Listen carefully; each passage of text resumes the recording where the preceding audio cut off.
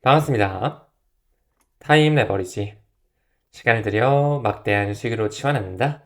소중한 하루가 밝았습니다. 오늘도 건강하고 행복한 하루 보내시길 바라겠고요. 정직, 성실, 겸손, 초심 다지면서 영상 만들어 갈 수 있도록 하겠습니다. 그리고 이제 리플 빅뱅 개정판이 오늘부터 판매가 시작이 됐습니다. 제가 고정 댓글에 링크 달아둘 테니까요. 내용이 대략 절반 정도는 새롭게 바뀌었기 때문에 한 번씩 읽어보시는 것을 권장드리겠습니다. 천천히 들어가 볼까요? 폴리마켓이 나오면서 이번에 또 체인링크와 손을 잡았네요. 요즘에 체인링크의 파트너십, 전략적 행보를 봤을 때 범상치가 않습니다. 우리가 알고 있는 전통 금융권, 더 나아가 스위프트까지 체인링크와 파트너십 관계에 있죠. 또한 최근에 하워드 러트닉 미국의 상무부 장관은 체인링크를 통해서 외부 세계에 있는 데이터, GDP라든지 우리가 자주 보는 CPI, PPI, 고용지표 이런 경제 핵심 지표들을 온체인화 할 수 있도록 점점 블록체인에 대한 저변이 확대되고 있다는 거, 이 부분 또한 시대적 방향성으로 좀 인지해 주시면 좋을 것 같고요. 이 폴리마켓 모르시는 분들 계실 것 같은데 블록체인을 활용해서 배팅하는 사이트입니다. 암호화폐 기반 예측 시장. 예를 들어 한국이랑 얼마 전에 멕시코 축구했잖아요. 어디가 이길지 한번 배팅해봐. 그 배팅을 블록체인 기반으로 하는 게 폴리마켓이에요. 폴리마켓, 여기 앞에 폴리가 써져 있잖아요. 폴리곤 블록체인 위에서 이루어지는 배팅 시장이기 때문에, 예측 시장이기 때문에 블록체인 기반의 설계가 돼 있구나. 폴리곤이 또 여기서 성공적으로 활용이 됐구나. 이렇게 봐주시면 되겠죠? 아무쪼록 폴리마켓이 체인링크와 이제 손을 잡으면서 정산 방식을 투명하게 더 강화시키고 있다. 이렇게 이해해 주시면 되겠습니다. 이 폴리마켓이 활성화되는 부분에 있어서 매우 중요했던 이슈가 있었죠. 우리 작년에 도널드 트럼프냐 카말라 해리스냐 누가 당선될 것인지 이것에 대해 배팅하는 그 예측 시장에서 폴리마켓이 워낙 잘 활용이 됐기 때문에 이때부터 사용자가 엄청나게 늘었다라고 해요. 그렇다 보니까 최근에 이 폴리마켓 기업가치 30억 달러를 목표로 하면서 신규 자금 조달까지 추진하고 있죠. 여기도 보이네요. 작년 미국 대선 영향으로서 거래량이 폭발하고 이용자 활동이 급증하면서 자금 조달에도 용이한 모습을 가져가고 있다. 폴리곤 에코시스템 투자하시는 분들은 굉장히 많은 곳에서 선택되고 있지만 이 폴리마켓도 꾸준하게 생태계가 확대되고 있다는 걸 볼 수가 있습니다.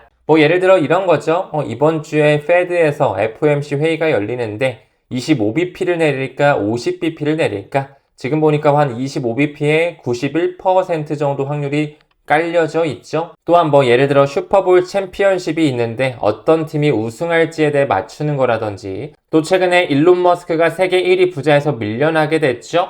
그 오라클의 창시자 레리 앨리슨이 갑작스럽게 치고 올라왔는데 2026년이 되기 전에 일론 머스크가 다시 한번 세계 최고의 부자에 오를 수 있을지 없을지 요런 것들을 배팅하는 시장이 폴리마켓이구나. 실제로 배팅하는 방법이 이 USDC 서클사의 달러 기반 스테이블 코인을 실제로 걸어가지고 예측이 맞으면 수익을 받는 구조고요. 틀리면 금액을 잃게 되는 그런 메커니즘을 가지고 있다. USDC가 왜 폴리곤을 지원하는지 여기서도 다시 한번 체크해 볼 수가 있겠죠? 또한 폴리마켓 기준으로 올해 안에 2025년 안에 XRP 현물 ETF가 승인될 확률 지금 현재 약 98% 정도에 도달되어 있네요.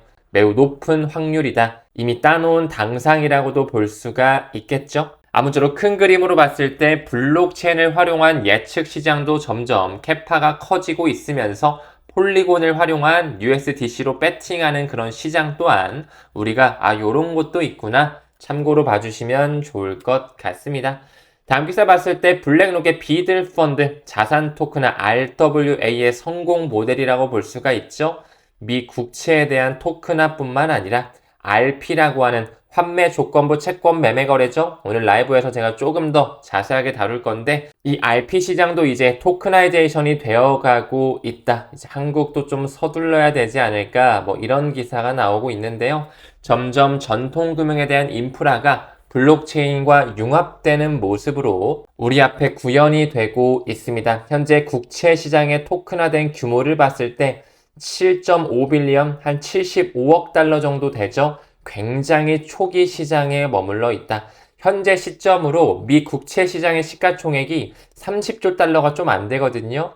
28조 달러 수준으로 평가가 되고 있는데 이제 막 75억 달러에 가고 있는 거죠. 암호화폐에 대한 유동성이 점점 더 커질 수밖에 없는 부분, 미 국채 시장만 보더라도 알 수가 있습니다. 여기서도 이더리움, 스텔라 루멘, BNB 체인, 솔라나, 아비트럼, 엑사이피 레저, 아발란체 이런 블록체인 네트워크들이 꾸준히 활용되고 있구나 당연히 체크해 가야 되는 부분입니다. 이 블랙록의 비들 펀드가 가장 탑 티어를 보여주고 있다. 플랫폼으로는 시크릿타이즈가 활용이 되죠. 위즈덤 트리에서도 꾸준히 자산의 토큰화하고 있고요. 프랭클린 템플턴, 여러분 잘 알고 계시는 온도 파이낸스에서도 꾸준하게 RWA를 하고 있죠. 여긴 또 리플 원장과도 파트너십을 맺고 있다 말씀드렸고 서클사에서도 꾸준히 USYC라고 하는 미 국채를 토큰화하면서 온체인 세상을 준비하고 있다. 여기 지금 어떤 네트워크들이 쓰이는지 그대로 보여지죠? 계속 겹치는 친구들이 있을 거예요. 솔라나, 아비트럼, 아발란체, 이더리움, 그쵸? 엑사이피 레저도 꾸준히 보이고 이 스텔라루멘 네트워크도 꾸준히 보이고 있죠? 우리는 이런 친구들에 집중을 하면서 부의 확장 국면으로 들어가야 된다라는 거. 미국 쪽뿐만 아니라 영국 FCA죠. 금융행위감독원의 승인을 받은 아착스가 또 어디와 함께 토크나이제이션을 하고 있는지 바라보게 되면 여기도 블랙록, 스테이트 스트리트, ABRDN 등등 나오게 되죠. 헤데라라든지 XDC, 스텔라루멘, 역시 XRP도 꾸준하게 활용되고 있다라는 거 포션이 꽤 큽니다. 왜 온도 파이낸스를 통해서 블랙록이 리플 원장망을 선택을 했는지 다시 한번 확인할 수 있는 대목으로 사료가 되네요. 아까 나왔던 기사처럼 지금 미 국채라든지 영국, 유럽 시장에서도 꾸준히 RWA가 되어가고 있는데 우리나라도 좀 이런 시장이 활성화됐으면 좋겠다. 이런 바람도 느껴지는 대목인 것 같아요. 그 부분의 일환으로 금융감독원이 매년 개최하는 이 금융권 채용 설명회에 가상자산 거래소가 이번에 처음으로 등장했다라고 하네요. 바로 업비트, 두나무와 빗썸이 처음으로 부스를 열면서 명문대학에 가서 채용 어떤 박람회 같은 거, 설명회 같은 거를 열 때 지금까지 암호화폐에 관한 그런 회사들은 없었는데 드디어 이런 닥사거래소가 또 부스를 운영하고 있구나. 금융권 내에서 확고한 채용 주체로 이제 자리매김을 하겠죠? 또 결국에는 웹3 회사라든지 커스터디 회사, 지갑 개발 회사 이런 회사들도 이제 점점 금감원과 함께 채용 설명회에 참석을 하지 않을까 바라볼 수 있을 것 같습니다. 하지만 아직까지 우리나라에서는 제대로 된 기본법조차 없기 때문에 비트코인, 이더리움 현물 ETF 승인 자체가 어렵죠? 이 제도적 마련이 시급한 거는 또 사실입니다. 왜냐하면 국내 자본시장법이 이 가상자산 ETF를 만들기 위해서 이 기초자산으로 인정 자체를 하고 있지 않기 때문에 아직은 조금 시간이 많이 걸릴 것으로 보여집니다. 우리도 미국처럼 폴 애킨스가 지금 굉장히 혁신적으로 슈퍼앱을 지지하겠다. 프로젝트 크립토, CFTC와 손잡으면서 9월 29일에는 원탁회의가 또 열리게 되죠. 우리나라도 이런 혁신적인 움직임이 좀 나왔으면 좋겠다. 바람을 말씀드리고 싶어요. 법과 제도를 좀 이렇게 빨리 만들었으면 좋겠는데 왜 자꾸 이런 국내 거래소에서 코인 대출, 코인 빌리기, 코인 대여 이런 것만 계속 왜 나오고 있는 건지 조금 아쉬운 부분도 있을 것 같습니다. 제가 우리 구독자 선생님들께 말씀을 드렸죠? 저 이런 거 광고 들어와도 아예 안 받습니다. 거절하고 있습니다. 위험할 수가 있기 때문에 아시다시피 암호화폐 변동성이 워낙 크잖아요. 잘못 빌렸다가는 수수료뿐만 아니라 이자에 허덕일 수밖에 없는 트릭이기 때문에 이런 거는 웬만하면 좀 지양하시길, 멀리 하시길 권장을 드리겠습니다. 다음 기사 봤을 때 맵 몬타즈 헬리우스 최고 경영자가 이런 얘기를 했거든요. 스테이블 코인 결국 달러만 남을걸? 티커 없어질 것 같은데 우리가 한번 상식적으로 생각을 해도 원화 기반 스테이블 코인이랑 달러 기반 스테이블 코인 있으면 여러분들 뭐 쓸 것 같아요? 누가 봐도 달러 기반 스테이블 코인 쓰지 않을까요? 작년에 우리 계엄령 터졌을 때 계엄빔이라고 해서 거래소 다 마비됐었죠? 그때 갑자기 일시적으로 테더, USDT나 USDC와 같은 그런 스테이블 코인의 가격이 급등을 했던 이력이 있거든요. 그만큼 안전자산으로서 달러가 위상이 높다라는 것인데, 그걸 떠나서 이제 전통금융에서도 이 블록체인을 받아들이는 수순이 올 수밖에 없기 때문에 스테이블 코인 발행 더더욱 급격히 늘어날 것에 좀 포커스를 맞춰 주시고요.